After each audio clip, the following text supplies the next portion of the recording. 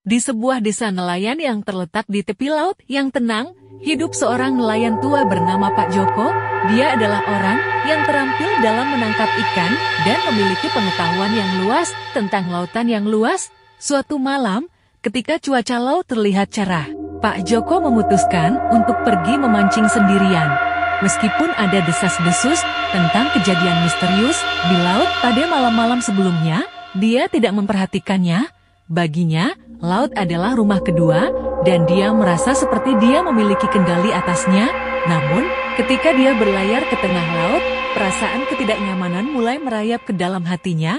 Udara menjadi dingin dan hening, dan suara ombak terdengar seperti suara yang menakutkan baginya. Namun, dia terus maju, berpikir bahwa itu hanya paranoia semata. Saat dia mulai membuang jala ke laut, dia merasakan ada yang aneh. Jala itu tidak tertangkap, ada apapun, padahal biasanya dia selalu dapat menangkap ikan yang cukup. Pak Joko merasa seperti ada sesuatu yang mengintai di bawah permukaan, sesuatu yang gelap dan ganjil. Tiba-tiba, dari dalam air, muncul sosok misterius. Itu adalah penampakan seorang wanita cantik, dengan rambut panjang yang tergerai dan mata yang bersinar seperti permata.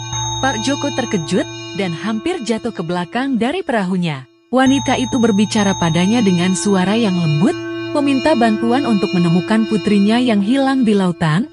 Meskipun terkejut, Pak Joko merasa iba dan setuju untuk membantunya mencari putrinya. Wanita itu memberikan petunjuk dan menghilang begitu saja ke dalam gelombang laut. Dengan hati-hati, Pak Joko mengikuti petunjuk yang diberikan wanita itu. Namun, semakin dalam dia masuk ke laut, semakin terasa keanehan di sekitarnya. Angin berhenti berhembus, ombak menjadi tenang, dan malam menjadi gelap. Ketika dia mencapai lokasi yang ditunjukkan oleh wanita itu, Pak Joko melihat sesuatu yang mengerikan. Di dasar laut, terdapat kumpulan mayat yang terjebak dalam jaringan rumput laut, termasuk mayat seorang anak perempuan yang terlihat seperti putri wanita tadi. Ketakutan merayap ke dalam hati Pak Joko saat dia menyadari bahwa dia telah jatuh ke dalam perangkap wanita itu. Dia berusaha untuk melarikan diri, tetapi semakin dia berenang, semakin dia terjebak dalam pusaran air yang gelap dan mencekam. Hingga saat ini, nasib Pak Joko tetap menjadi misteri.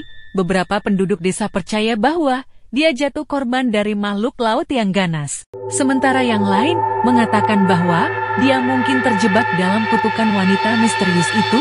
Bagi mereka yang mendengar cerita itu adalah peringatan yang menakutkan tentang bahaya yang mungkin mengintai di lautan yang luas dan misterius.